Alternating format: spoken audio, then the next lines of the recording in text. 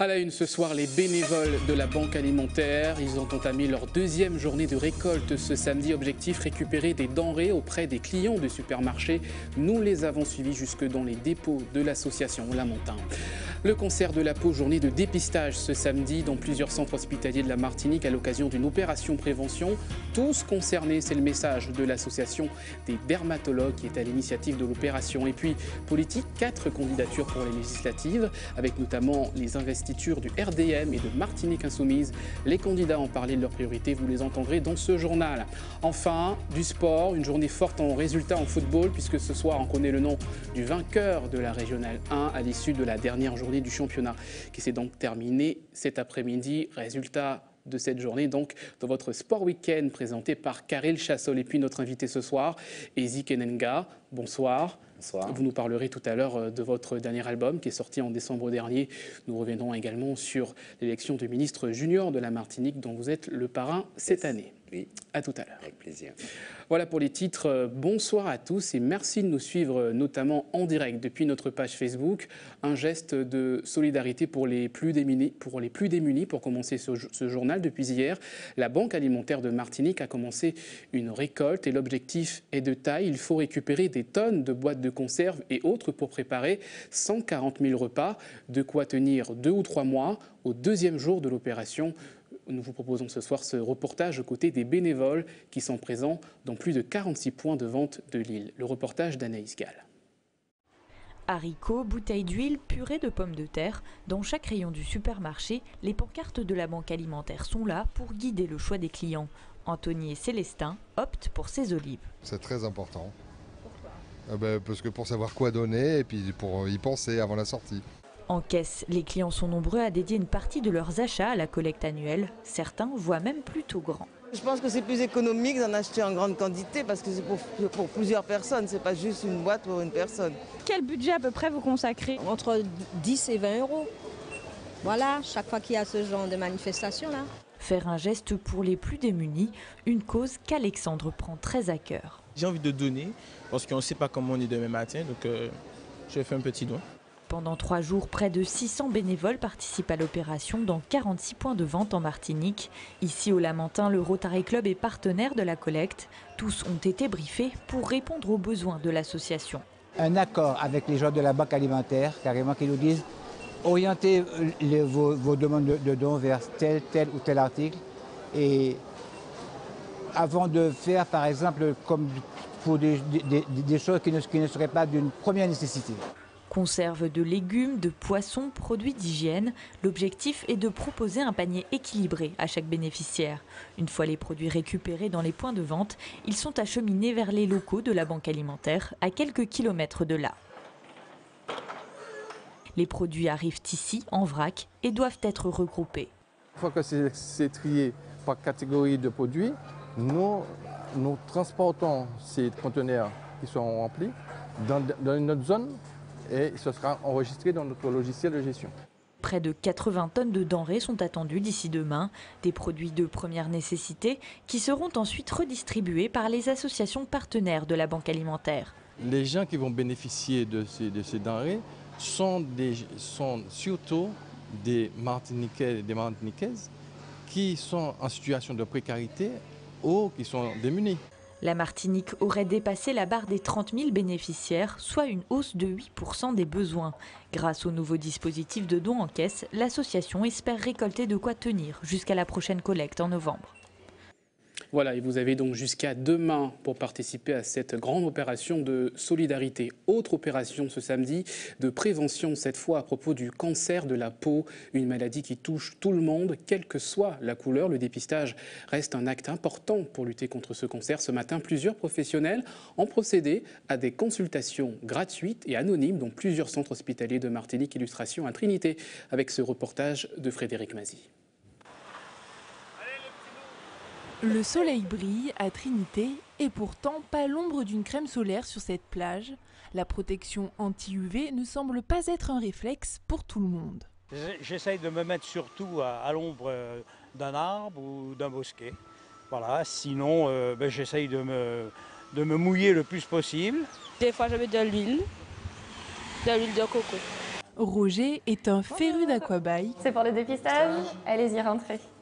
Soucieux de l'effet du soleil sur sa peau, il profite du dépistage gratuit des cancers cutanés. C'est par prévention, de façon à m'assurer que, que ça va mieux, quoi, que ça se fasse. Ok, donc ils ne sont pas graves du tout, mais il faut penser à les surveiller de temps en temps. Ah, on est bonne beauté? Oui. Ah, d'accord. Si jamais en fait vous avez tendance à les oublier, vous pouvez prendre en photo. Et puis vous refaites des photos quelques mois après, et comme ça vous regardez entre les deux. Si ça s'est modifié, vous venez nous voir et on re-regardera. La dermatologue passe son corps au crible. Certaines zones sont minutieusement inspectées. Les mélanomes, donc les cancers de la peau aux dépens des cellules pigmentées, ont tendance à arriver plus souvent au niveau des paumes de main et des plantes de pied. Donc c'est pour ça, c'est pour ne pas les oublier en fait qu'on commence par là. Et c'est des zones aussi que les patients n'ont pas tendance à regarder spontanément. Tournez. Plus de 100 000 nouveaux cas de cancer de la peau sont diagnostiqués chaque année en France. Parmi eux, le mélanome. En 10 ans, le nombre de personnes atteintes par cette maladie a doublé dans l'Hexagone, comme en Martinique. Peau claire comme foncée, personne n'est épargné. Voilà, souvent les patients, effectivement, quand on leur dit « est-ce que vous allez au soleil ?», ils nous disent non parce qu'ils ne vont pas bronzer au soleil. Mais en fait, c'est pas tellement ça la question, c'est est-ce que vous passez du temps au soleil? Et ça, quelqu'un qui est maçon, il va être à l'extérieur, il va passer du temps au soleil, il sera plus à risque. Quelqu'un qui va faire du jet ski ou de la planche à voile ou du kitesurf, il sera plus à risque aussi. Le mélanome est un cancer qui peut mener jusqu'à la mort. 300 patients ont été examinés gratuitement aujourd'hui. Une trentaine de lésions suspectes ont été dépistées. Mais prises à temps, elles ne représenteront plus aucun danger. Ouvrons une page politique très riche ce samedi avec pas moins de 4 déclarations pour les législatives. On commence par le Rassemblement démocratique martiniquais qui a présenté officiellement Marie-France Toul pour la circonscription de Fort-de-France et Christian Verneuil pour la circonscription du Centre. Le secrétaire général du parti, Claude Lys, s'est exprimé sur la position de sa formation politique vis-à-vis d'Emmanuel Macron. Écoutez, il s'exprime au micro de Frédéric Mazy. Pour ce qui concerne sa politique économique et sociale, avec l'idée d'une réduction drastique des dépenses publiques, sa volonté de transformer le Code du travail d'une manière qui peut poser problème, tout cela nous inquiète.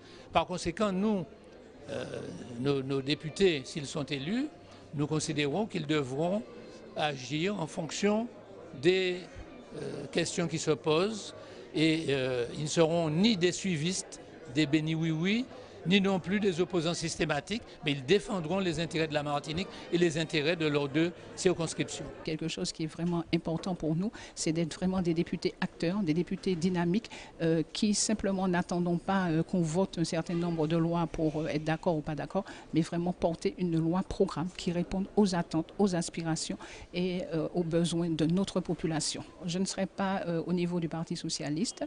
Je ne pense pas être d'emblée dans la majorité de Macron. Donc vraiment, en fonction de cela, j'aurai à analyser avec mon parti les autres propositions qui s'offrent à moi. Martinique Insoumise, mouvement issu de la France Insoumise de Jean-Luc Mélenchon, présentera Kaliane Fagour. 22 ans, le jeune candidat souhaite que le citoyen puisse reprendre le pouvoir. Écoutez, il s'est exprimé face à la caméra d'Anaïs Gall. Nous sommes des jeunes, nous sommes des citoyens du terrain, nous sommes au cœur des actions et je ne pense pas qu'il faille avoir connu une face obscure de la vie politique martiniquaise durant plusieurs années pour être apte à être candidat. Nous avons des propositions, nous voulons tendre vers un renouvellement des politiques, donc nous sommes prêts à être candidats et à porter un projet. C'est là où qu'à prendre en Margot, ou qu'à prendre dans Pied-Bois, ou pas qu'à prendre en sol là, il y a tout connu. Oui, notre programme repose sur une vision qui est définie par 5 piliers. Donc une gouvernance durable, l'éducation et la promotion à la santé, la reconnaissance de notre identité et une économie durable.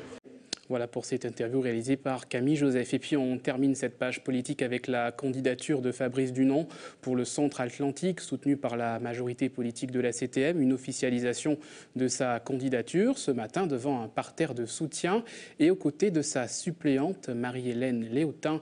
Réaction recueillie par Anaïs Gall. Nous avons des axes, des chantiers, des priorités.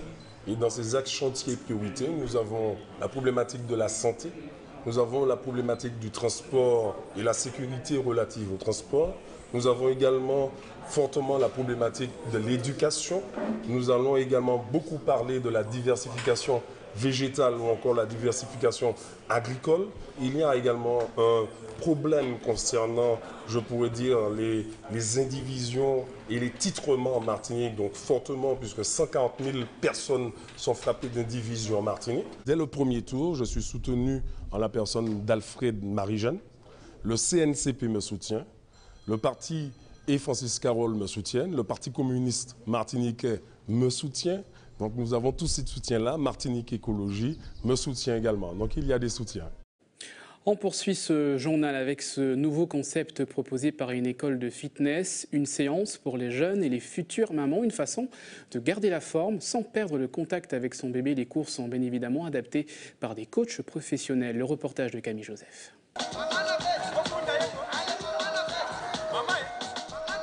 Faire du sport, oui, mais pas sans mon bébé, pourrait être la devise de ces jeunes mamans qui viennent d'accoucher.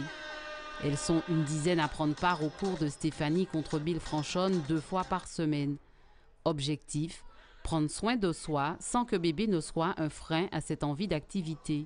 La période de grossesse, simplement, tout le long de la grossesse, sauf évidemment s'il y a des contre-indications, et c'est très important d'avoir un avis médical favorable, que ce soit pendant la grossesse ou à partir des 4 mois de l'enfant. Pourquoi? Parce qu'il faut faire une rééducation du périnée, même si on travaille énormément le plancher pelvien, c'est une sécurité qui est non négligeable. Restez en bas, faites 10 000 bisous, mais maintenez-moi votre périnée. Se faire du bien et prendre soin de sa santé, tout en partageant un moment maternel privilégié. C'est important pour la santé de faire du sport. C'est le seul moment où j'arrive à me détendre avec ma fille. Donc elle prend du plaisir, d'ailleurs elle s'endort. Et moi, je m'éclate. On prend une activité sportive tranquillement avec bébé parce que c'est pas évident, il faut s'en occuper et puis on n'arrive pas forcément à se libérer du temps sans l'enfant. Donc voilà, c'est le bon concept. Les filles, si vous avez des objectifs, justement, prenez vos mensurations. Parce que le « on m'a dit » n'aura jamais autant d'impact que ce que vous contrôlez. Stéphanie donne des cours depuis 13 ans. Il y a 2 mois, la directrice de l'école a développé ce concept dédié aux mamans et à leurs bébés. Au bout d'1h15, maman est fatiguée, mais ravie.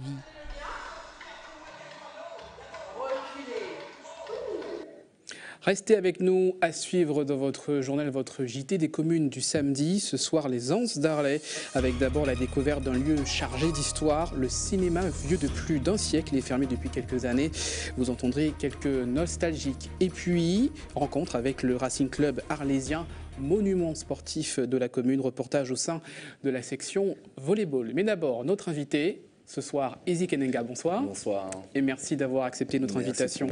Vous êtes en Martinique en ce moment, vous avez un concert prévu la semaine prochaine, le 17 mai, à l'Atrium, dans le cadre d'une tournée que vous avez entamée après la sortie de votre album en décembre, Soldats en mou. Comment le public accueille ce nouvel album ? Eh bien, on a sorti donc justement un premier EP de cet album Carnet de voyage d'un soldat en mou. Et ça a été un peu déstabilisant pour mon public parce qu'effectivement, on est arrivé avec des choses qu'on n'avait pas, des couleurs musicales qu'on n'avait pas l'habitude de proposer, donc des choses peut-être un peu plus pop, un peu plus électro, comme on disait. Et effectivement, ça a été à tâtons, mais on a pu voir sur la route qu'au final, il faut que nous, on ait le temps aussi de bien présenter ce projet parce que c'est un nouveau projet qui vient après 2 projets qui ont bien marqué, on va dire. Et donc, je pense qu'il faut prendre le temps. Donc, c'est sur la route, notamment sur toutes les dates qu'on a pu faire en France hexagonale, on s'est rendu compte que c'est il y a ce travail pas de présentation, mais d'expliquer l'univers qu'on propose, que ce soit musical, que ce soit l'évolution, les métamorphoses. Et donc ça prend du temps et je pense que ça fait partie de la suite logique et naturelle des choses. Alors justement, vos derniers titres, juste avant le premier album, notamment Egg Trip, étaient très caribéens avec des sonorités très martiniquaises, très antillaises. Et là, vous êtes sur un registre un petit peu plus européen. Est-ce que c'est une façon d'élargir votre public et de vous adresser aussi C'est une façon, donc d'une part, de pouvoir élargir mon public, mais c'est pas l'objectif premier. L'intention, c'est vraiment de s'approprier des choses qui viennent de tous bords. Donc de milieux plus urbains, on va prendre des sonorités plus trap, même si je ne fais pas de trap. On va prendre des sonorités plus rock, même si je ne fais pas vraiment de rock. Et je n'ai pas l'impression de ne pas faire du caribéen, puisque pour moi, dès que je vais chanter sur peu importe la musique, ce sera martiniquais, ce sera caribéen, parce qu'il y aura mon flow, parce qu'il y aura ma vibration aussi, il y aura ma façon d'avoir... Voilà, et c'est ce pari-là et c'est cette expérience et ce mélange qu'on a envie de faire. D'une part parce que moi, j'aime pas faire les mêmes choses. Et puis j'ai envie de proposer, justement, c'est un carnet de voyage, d'emmener mon public, les gens qui me suivent, dans différentes contrées, quoi. Alors justement, comment les succès des 2 premiers albums a pu influencer sur votre carrière? Est-ce que vous avez eu le sentiment d'avoir évolué? Ben ça m'a donné un peu plus confiance en moi, dans le sens où moi je me pose beaucoup de questions avant d'écrire un titre ou même de me produire sur scène, et on va dire que je suis un peu plus à l'aise pour dire les choses de manière où je me sens plus à l'aise, puisque je sais que les gens sont habitués avec mon univers, où ils savent que je ne vais pas parler d'un amour utopiste, je ne suis pas un lover, je suis un soldat en mou, c'est pas la même chose pour moi en tout cas, et je pense que mon public le comprend. Et ces albums-là m'ont permis d'être plus confortable dans cette position-là, mais pour autant, je me rends compte qu'il ne faut pas rester sur les acquis. C'est pour ça que moi, je fais de nouvelles expériences musicales, de nouvelles rencontres aussi. Et j'espère que ça plaira à ceux qui viendront. Alors justement, votre univers musical était jusqu'à présent marqué par des titres où vous essayez de redonner confiance à votre public avec une invitation à la confiance en soi. Et justement, vous êtes le parrain d'une opération donc qui va permettre l'élection du ministre junior de la Martinique. Une opération donc qui va se dérouler au niveau caribéen. Pourquoi vous avez participé à cette opération? Ils invitent donc nos jeunes, notamment nos lycéens, à prendre part à contribuer à l'action touristique de notre île. Bon, moi, j'y vois aussi une façon de les intéresser à notre île, pas que sur l'aspect touristique, mais là, c'est touristique. Et bon, moi, je pense que c'est important que au plus tôt, on puisse intéresser notre jeunesse. Bon, ça me fait bizarre de dire notre jeunesse, mais bon, c'est ça qu'à aller là. Et donc, moi, je pense que c'est important qu'on s'intéresse au plus tôt à chez nous, parce que c'est à nous, chez nous, c'est nous, quoi. C'est pas, faut qu'on arrête d'attendre sur les gens de l'extérieur pour prendre soin de chez nous. La Martinique, c'est ceux qui vivent en Martinique, c'est ceux qui se sentent martiniquais. Donc voilà, c'est dans cette intention que je parraine ce projet. Ah, donc vous serez chez vous, vous êtes chez vous, mais vous serez chez vous pour un concert donc la semaine prochaine, le 17 mai à la Trium, et juste après un autre rendez-vous à Paris, vous serez en première partie. De Yannis Odoa à l'Élysée-Montmartre qui présente aussi son nouvel album, et voilà, et je paye à nous qu'à continuer de travailler là, on essaye pas, c'est même pas on essaye, on représente, on fait rayonner les aspects de chez nous partout où on peut, partout où on va, de différentes manières que ce soit. Et donc merci pour l'intérêt que vous portez au travail qu'on fait. Merci à vous d'avoir accepté notre invitation Avec ce plaisir. soir et de nous avoir parlé de votre univers et de vos projets musicaux. Merci beaucoup. On poursuit ce journal avec votre rendez-vous du samedi, le JT des communes ce soir, direction les Anses d'Arlet avec Hubert Bornil et toute son équipe. On regarde.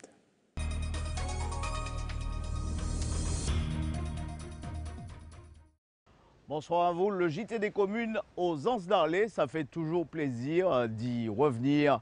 Les Anses d'Arlet, commune de pêcheurs jumelée avec Laborie à Sainte-Lucie, avec le bourg, Grand-Bourg et Petite-Anse. C'est tout cela qui forme le territoire, mais aussi il faut y associer 2 endroits réputés pour leur sable noir, à savoir l'Anse-du-Four et Pointe-Noire. Dans ce numéro, nous parlerons particulièrement du petit cinéma situé dans le bourg depuis de nombreuses années. Nous évoquerons aussi le sport avec le volleyball qui est la discipline de référence dans cette belle commune des Anses d'Arlé. Anses d'Arlé, on l'a dit, commune véritablement attachante d'un point de vue touristique, mais aussi un lieu où de nombreux Martiniquais aiment venir passer quelques vacances.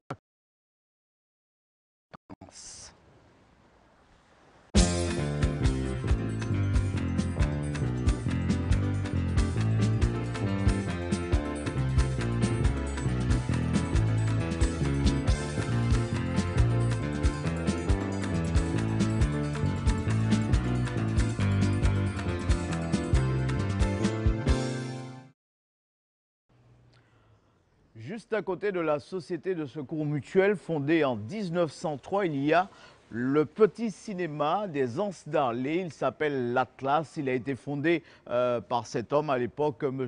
Dorival. Depuis 4 ans environ, la petite salle a fermé ses portes au grand public. Cependant, la mairie a pris le relais en diffusant quelquefois, en projetant quelquefois des films institutionnels. Mais tout le monde ici attend avec impatience la grande ouverture publique de la salle du cinéma l'Atlas. Les explications avec Louis Sabas. C'était bien, il y avait du monde.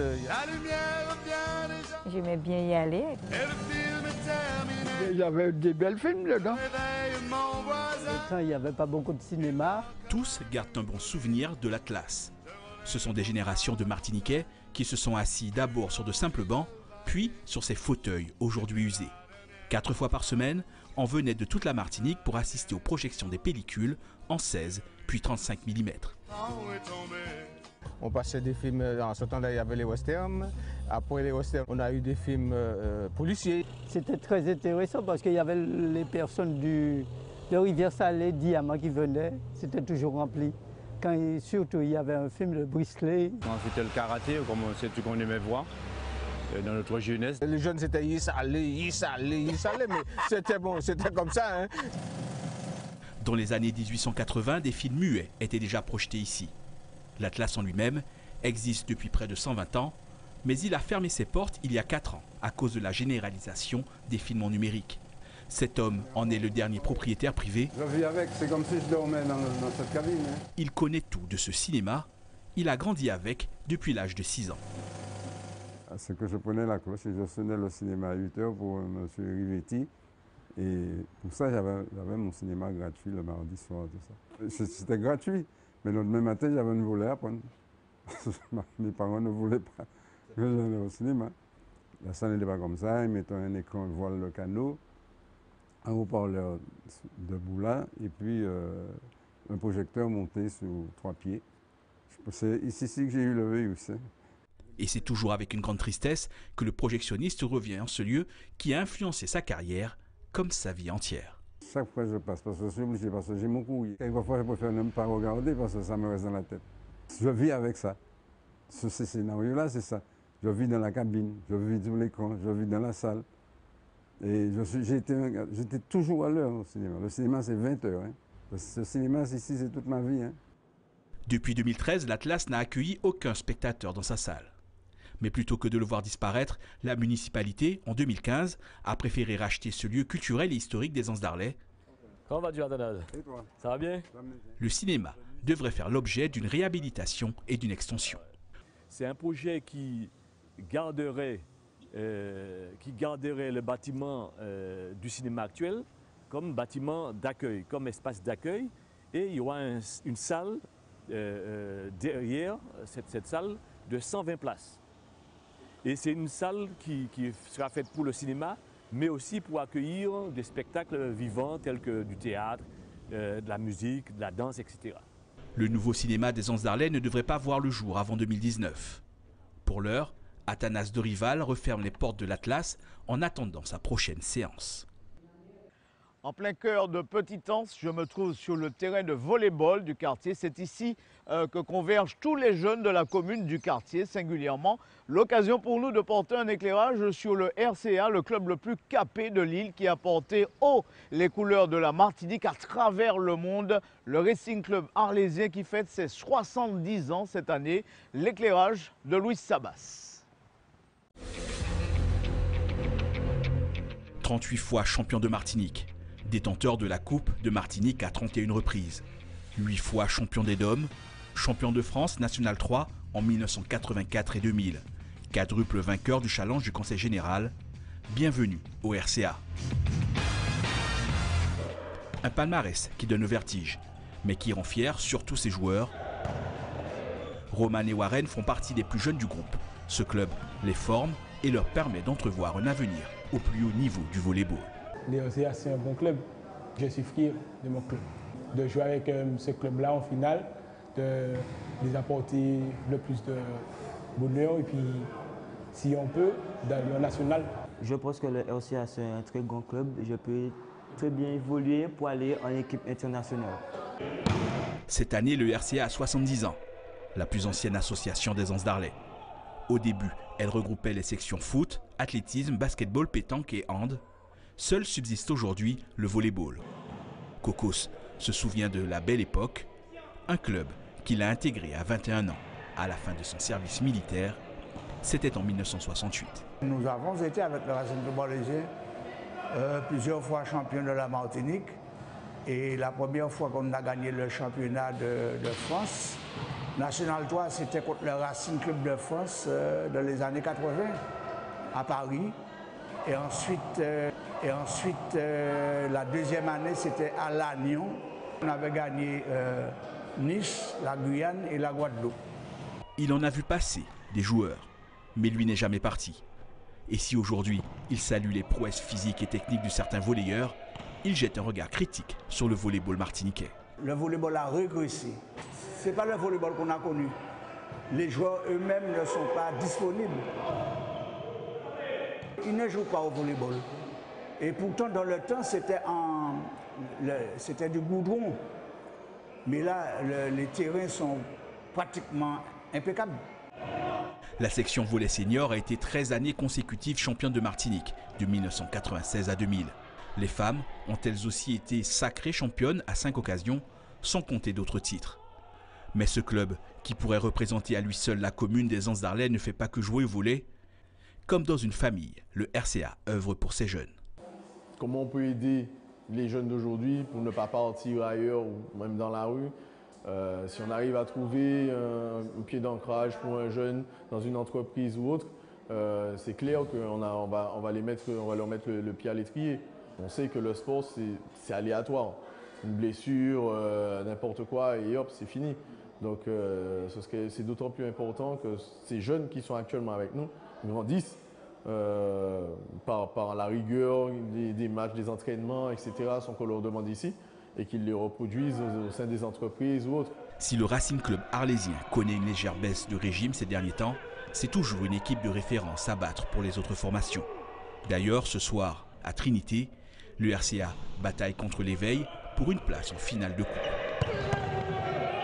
Nous sommes sur la plage de Grand'Anse avec une jeune dame de la commune. Elle s'appelle Cynthia Deloy, responsable de la cyberbase.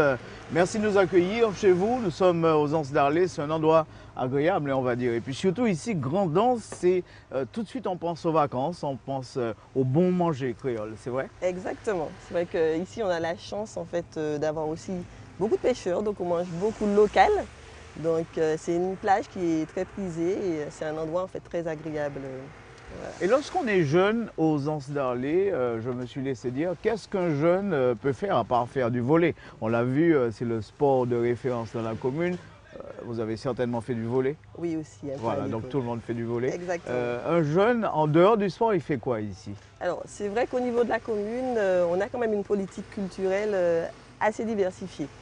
Puisqu'on a la chance maintenant d'avoir de nouveaux outils, comme la magnétothèque sur la ville, donc qui est un centre de production de livres sonores. Magnétothèque, c'est quoi ça? Alors, c'est un centre de production de livres sonores adaptés. Donc ça veut dire que là, on se tourne en fait vers les publics en difficulté, donc qu'ils soient aveugles, avec des difficultés au niveau de la lecture, et puis pour leur permettre d'avoir un peu plus cette lecture et cette capacité en fait d'apprendre de nouvelles choses. Je crois que ce projet, il vient de Montréal, du Canada. Oui, c'est tout à fait ça. Donc au niveau de Vues et Voix, c'est une société en fait canadienne qui travaille avec une grande bibliothèque et qui se charge de produire en fait tous ces livres.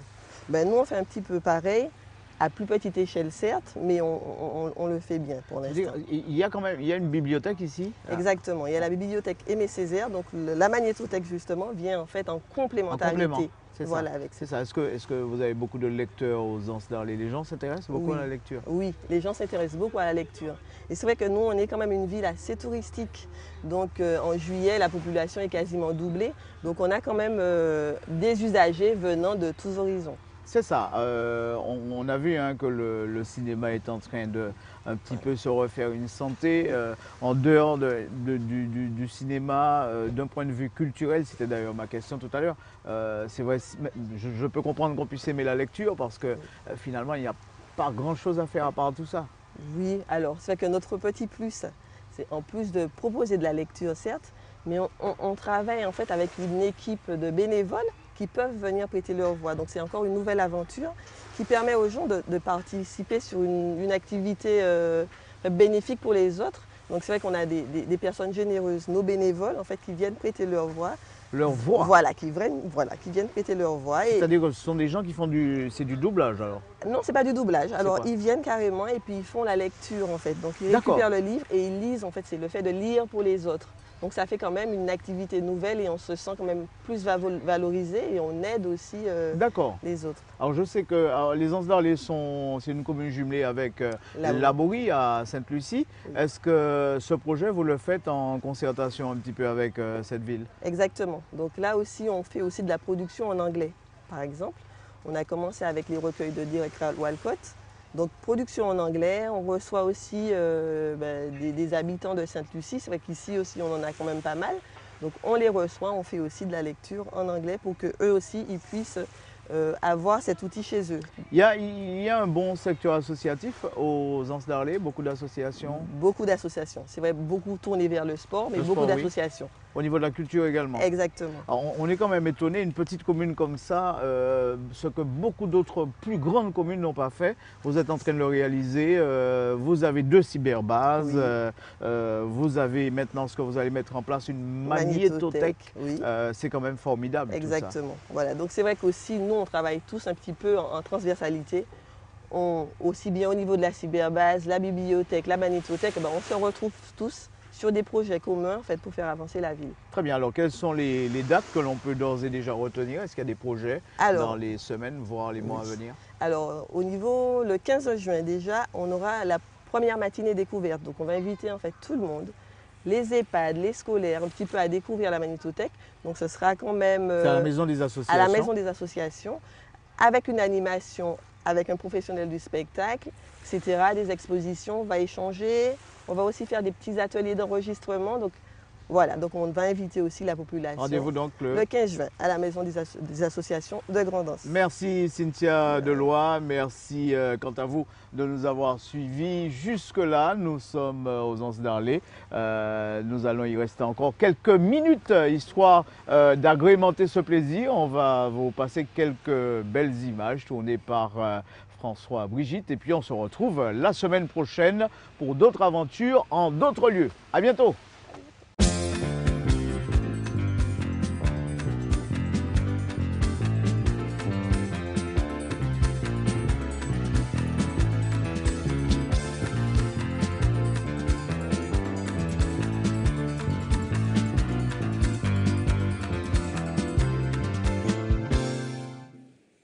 Voilà pour ce JT des communes d'Hubert-Bornil qu'on retrouve à partir de la semaine prochaine. Restez avec nous dans quelques instants, la suite de votre tranche info avec le Sport Week-end de Guéret Chassol. À tout de suite.